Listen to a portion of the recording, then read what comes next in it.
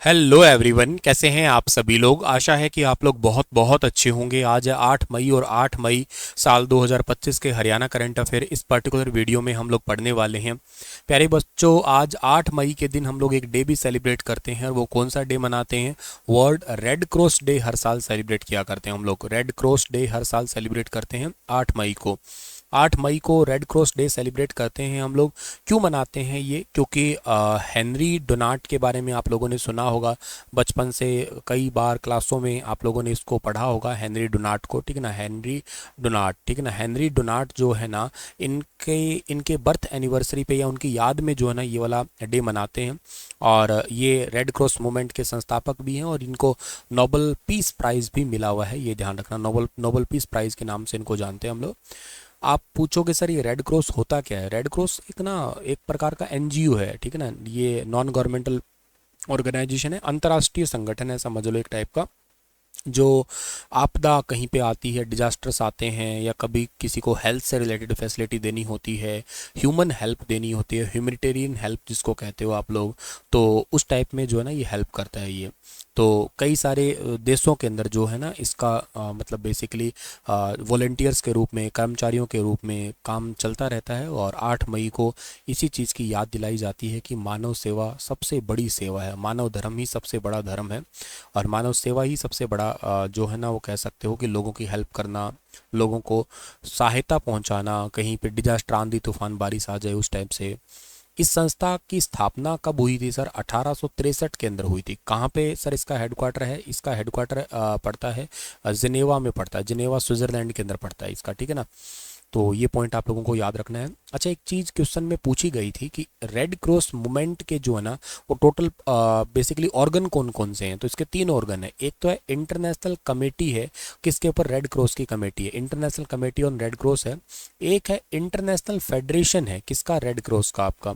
और एक जो है ना आपका national red cross, national red cross committee बोलते हैं इसको या सोसाइटी बोलते हैं। ये इंडिया के अंदर ही काम करती है आमतौर पे। आप लोग मतलब आप कहिएगा कि इंडियन रेड क्रॉस सोसाइटी कब बना था सर? तो फिर ये 1920 के अंदर बना था, 1920 के अंदर बना था ये, ठीक है। तो ये पॉइंट आप लोगों को याद रखने हैं। चलिए थोड़ा और आगे जाते हैं। और आप अगर सोशल साइंस का बैच लेना चाहते हैं तो इस बैच को ले सकते हैं आप लोग। बहुत इंपॉर्टेंट बैच है। केवीएस की, DSSS की, एचटेट की या किसी भी एग्जाम की तैयारी कर रहे हो तो उसके लिए आपके लिए बड़ा महत्वपूर्ण बैच है ये वाला। प्यारे बच्चों, आप इस किताब को भी ले सकते हो। बेस्ट किताब है हरियाणा जीके के लिए। और ये किताब आप लोगों को जो है ना इसका लिंक डिस्क्रिप्शन बॉक्स में मिल जाएगा। और अमेज़ोन पे या फ्लिपकार्ट पे आप लोगों को सीधा ही, आप अमेज़ोन पे डायरेक्ट सर्च करेंगे हरियाणा जीके बुक सर्च करेंगे या Haryana GK by Sunil sir search करेंगे तो आपको किताब आ जाएगी आगे। 6 मई साल 2025 को सर्वोच्च न्यायालय के द्वारा एनसीआर राज्यों के अंदर पटाखों पर प्रतिबंध को लागू करने के लिए किस अधिनियम की धारा 5 के तहत निर्देश जारी करने के लिए कहा गया है आपका, ठीक है ना। तो इसका ठीक आंसर जो है ना हमारे पास में वो क्या रहेगा आपका, ठीक है। तो इसका ठीक आंसर रहेगा आपका पर्यावरण संरक्षण अधिनियम 1986 की धारा 5, यानी कि section 5 of environment protection act 1986। Supreme court का आदेश है 6 मई को। आदेश का उद्देश्य या पर्पज क्या है कि एनसीआर यानी कि नेशनल कैपिटल रीजन में वायु प्रदूषण पर नियंत्रण के लिए पटाखों पर पूर्ण प्रतिबंध लागू करना है और पूर्व आदेशों के अनुपालन की समीक्षा और सख्त कार्यान्वयन की सुनिश्चित करना। जब तक कोई और आदेश नहीं आ जाता तब तक इसी को ही फाइनल माना जाएगा। पटाखे बिल्कुल पूरी तरीके से बैन है। एक्ट कौन सा है? 1986 का एक्ट है, धारा 5 है, सेक्शन 5 के अंडर आता है ये वाला। धारा 5 प्रोटेक्शन एक्ट 1986 क्या कहता है कि किसी भी अधिकारी या प्राधिकरण को प्रत्यक्ष आदेश जारी किया कर, प्रत्यक्ष जारी आदेश मतलब ये टोटल आपका जो है ना प्रत्यक्ष रूप से आदेश जारी करके एनवायरमेंट को प्रोटेक्शन करने के लिए निर्देश दिया जाता है, जिसमें हो सकता है कि पटाखों को कोई भी प्रकार की कार्रवाई जो एनवायरमेंट को रोकने के लिए, एनवायरमेंट को सेफ रखने के लिए, एनवायरमेंट के नुकसान को रोकने के लिए मतलब वहाँ पे वो हो सकता है कि किसी चीज़ को बंद करना पड़े, किसी चीज़ को रोकना पड़े, इस टाइप के इंस्ट्रक्शन दिए जा सकेंगे। और अगर कोई मान लेते हैं कि कंटेम्प्ट करता है तो उसके ऊपर फिर न्यायालय की अवमानना की कार्रवाई जो है ना वो की जाएगी आपकी, ठीक है ना। तो उसको हल्फनामा, एफिडेविट वगैरह प्रस्तुत करने के लिए कहा है। राज्यों को भी कहा गया है स्पेशली। और उत्तर प्रदेश और हरियाणा को अगली सुनवाई तक पूर्ण प्रतिबंध लागू करने का आदेश दिया है, 2 राज्यों को रिसेंटली अभी। दिल्ली पूरे वर्ष पटाखों और ऑनलाइन डिलीवरी पर पूर्ण प्रतिबंध लगाने पहले से ही लागू कर चुका है, और इसको अब राजस्थान के अंदर भी ऑलरेडी एनसीआर रीजन में लागू हो चुका है। हरियाणा और यूपी में लागू नहीं था, जो कि अब लागू हो जाएगा। ठीक है। और वैधानिक कॉन्स्टिट्यूशनल प्रोविजन भी है, आर्टिकल 253 में है, भारत सरकार को अंतर्राष्ट्रीय समझौतों को लागू करने हेतु कानून बनाने का अधिकार है।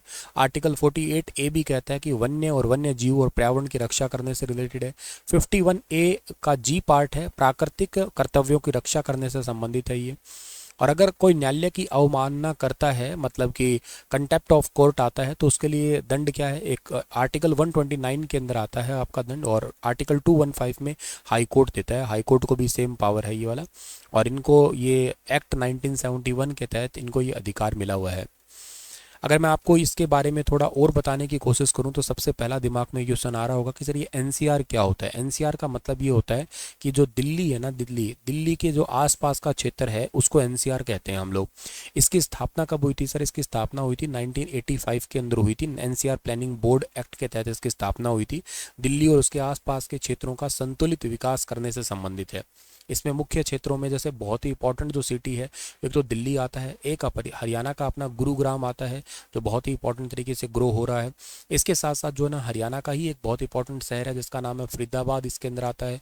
यूपी का एक बहुत इंपॉर्टेंट शहर है जिसका नाम है नोएडा। इसके अलावा गाजियाबाद, ठीक है ना, गाजियाबाद, ये जो है ना एक मुख्य शहर है जो कि मतलब आप मिल ही गए हैं, आपको पता नहीं लगता दिल्ली, गुरुग्राम, नोएडा, गाजियाबाद कब आ रहे हैं कब जा रहे हैं, एक साथ ही मिले हुए हैं ये।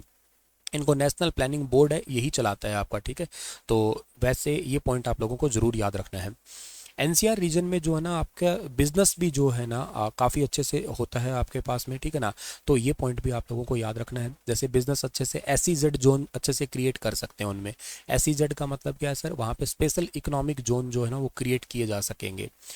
हरियाणा के अंदर इसमें कौन कौन से पार्ट आते हैं सर? तो हरियाणा के अंदर इसमें आता है, एक तो गुरुग्राम डिस्ट्रिक्ट आ ही गया, मैंने अभी बता दिया गुरुग्राम। इसके अलावा फरीदाबाद आता है, इसके अलावा झज्जर का कुछ इलाका आता है आपका, झज्जर का, नूह का आता है पार्ट, रेवाड़ी का पार्ट आता है, महेंद्रगढ़ का पार्ट भी आता है इसके अंदर। इसके अलावा भिवानी भी इसी के अंदर शामिल है, और भिवानी के अलावा चरखी दादरी का कुछ हिस्सा, इसके अलावा पलवल का, पानीपत का, सोनीपत का, इसके अलावा रोहतक का, करनाल का और कुछ जींद का। ठीक है ना, ये सारे के सारे क्षेत्र आते हैं आपके।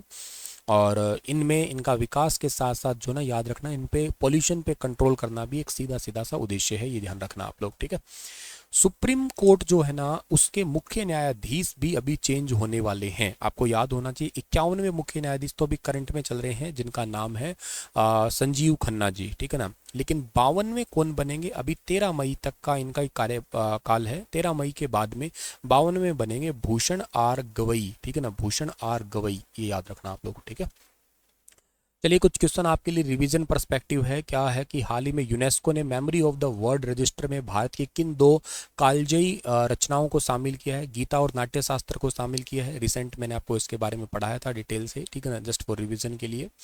इसके अलावा हरियाणा सरकार के द्वारा हाल ही में खेल के उद्देश्यों से फिशिंग रोड से मछली पकड़ने के लाइसेंस को कितने दिनों में जारी करने की समय सीमा निर्धारित की गई है? टोटल 3 दिनों की निर्धारित की गई है ये वाली समय सीमा। हरियाणा सरकार द्वारा अंतर्राष्ट्रीय ध्यान केंद्र की स्थापना किस जगह पे की जाएगी? कुरुक्षेत्र में की जाएगी ये स्थापना। माता मनसा देवी मंदिर पंचकुला के पुनर्विकास कार्य को किस प्रसिद्ध परियोजना के तर्ज पर विकसित किया जा रहा है? काशी विश्वनाथ कॉरिडोर के तर्ज पे विकसित किया जा रहा है इसको। इसके अलावा खेलो इंडिया पैरा गेम्स 2025 में हरियाणा कौन से नंबर पे रहा? तो हरियाणा जो है ना पहले ही नंबर पे रहा था 34 गोल्ड के साथ, टोटल 104 लिए थे। तमिलनाडु सेकंड पे था, थर्ड नंबर पे इसमें यूपी रहा था। दिल्ली में हुए थे और इसका मैस्कोट क्या था याद रखना? उज्ज्वला इसका मैस्कोट था, शुभंकर था, ध्यान रखना। और दिल्ली में जवाहरलाल नेहरू इंडोर स्टेडियम और इंदिरा गांधी इंडोर स्टेडियम के अंदर हुआ था। करनी सिंह शूटिंग रेंज में 20 से 27 मार्च तक ये गेम हुए थे। 18 इसमें नेशनल रिकॉर्ड भी तोड़े गए थे।